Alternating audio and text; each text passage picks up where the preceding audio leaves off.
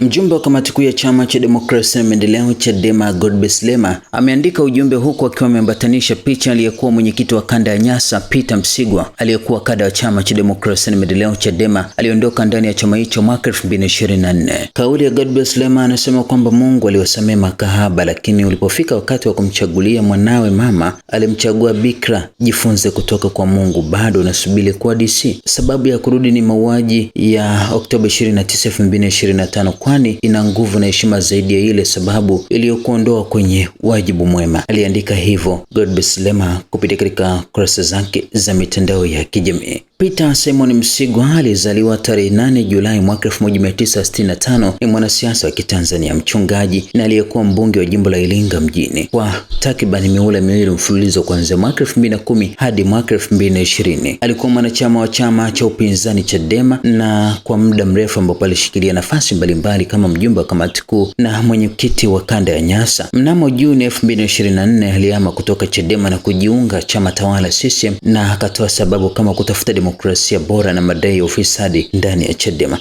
Siku za hivi karibuni Peter Msigwa amekuwa akilengwa zaidi kurejea ndani ya chama cha demokrasia na maendeleo Chadema kufuatia mwenyekiti mpya aliyeingia madarakani Tundu Lissu, ambaye sasa naye anakabiliwa na kesi ya uhaini.